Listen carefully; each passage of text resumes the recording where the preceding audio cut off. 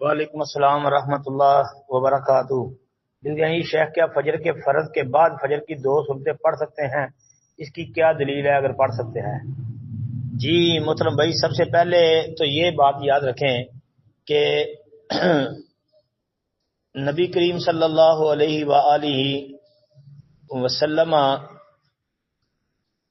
کا یہ طریقہ تھا کہ آپ فجر کی سنتیں فجر کی نماز سے پہلے پڑھا کرتے تھے۔ ویسے آپ علیہ السلام گھر سے سنتے پڑھ کے آیا کرتے تھے، لیکن اگر کوئی بندہ گھر سے سنتے نہیں پڑھ سکتا، مسجد میں آ کے پڑھے، لیکن فرضوں سے پہلے پڑھنی چاہیے، ایک بات۔ دوسری بات کہ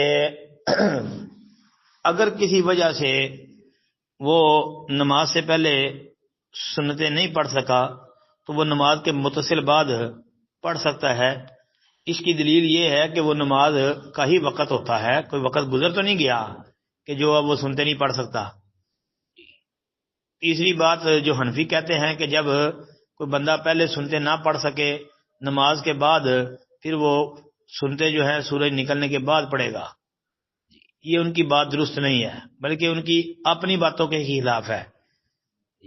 اس ٹائم میں وہ دوسری نمازیں، سببی نمازیں، قضا نمازیں وہ پڑھتے ہیں، لیکن فجر کی سنتے پڑھنے کے لیے کسی کو اجازت نہیں دیتے، لہذا ان کا یہ موقف ہی کمزور ہے۔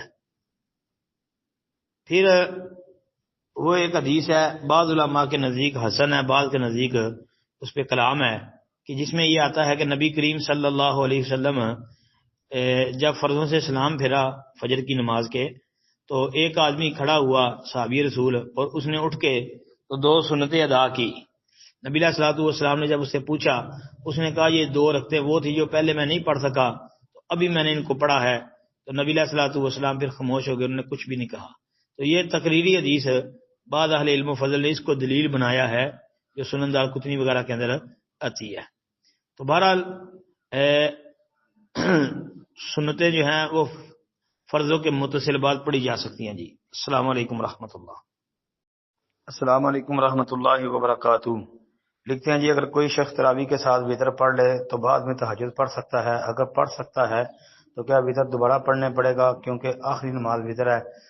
اب پہلی بات محترم بھائی، آپ کے سوال میں سے یہ یاد رکھیں کہ یہ جو کہا جاتا ہے کہ اجعلوا آخر صلاتکم باللیل وترا، کہ اپنی آخری نماز جو ہے وہ وتر کو بناؤ، اور یہ آپ علیہ السلام کا حکم جو ہے یہ وجوب پر دلالت نہیں کرتا، یہ واجب یا فرض نہیں ہے، اس کو کہنا چاہیے۔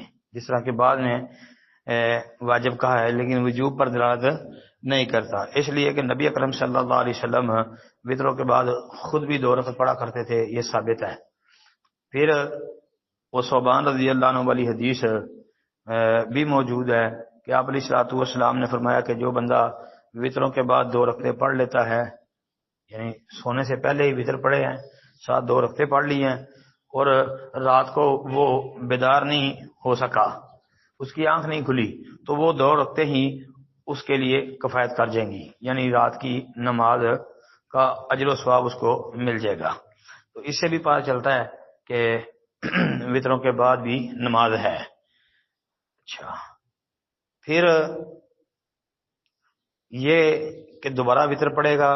نہیں، دوبارہ وتر نہیں پڑھ سکتا، اس لیے کہ جناب محمد رسول اللہ صلی اللہ علیہ وسلم کی حدیث، یہ مرفوع متصل صحیح حدیث ہے کہ آپ علیہ السلام نے فرمایا لا وترانی فی لیلۃ، کہ ایک رات میں 2 مرتبہ وتر نہیں ہوتے، مطلب کہ ایک دفعہ وتر پڑھ لیے ہیں، جس طرح کہ آج کل نماز تراویح کے ساتھ ہی بندہ اگر وتر ادا کر لے تو پھر رات کو وہ مزید قیام کرنا چاہے تو دوبارہ وتر نہیں پڑے گا، کیونکہ لا وترانی فی لیلہ یہ نبی علیہ الصلوۃ والسلام نے فرما دیا کہ ایک رات میں 2 مرتبہ وتر نہیں ہوتے۔ جو لوگ کہتے ہیں کہ وہ رات کو جب مزید قیام کرنا چاہے تو اس وقت وہ 1 رکعت اور پڑھ کے تو وہ وتر جو ہے اس کو جوڑا کر لے، جفت کر لے، اور پھر مزید نماز وغیرہ پڑھ کے تو پھر وتر پڑھ لے۔ نہیں، یہ نبی علیہ الصلوۃ والسلام سے یہ طریقہ نہیں ملتا، اس لیے وتروں کے بعد نماز جو پڑھی جا سکتی ہے تو آپ اس کے بعد وتر کے بعد آپ مزید رات کو اٹھ کے قیام وغیرہ کر سکتے ہیں، انشاءاللہ اس میں کوئی تنگی نہیں ہے جی۔ السلام علیکم ورحمۃ اللہ وبرکاتہ۔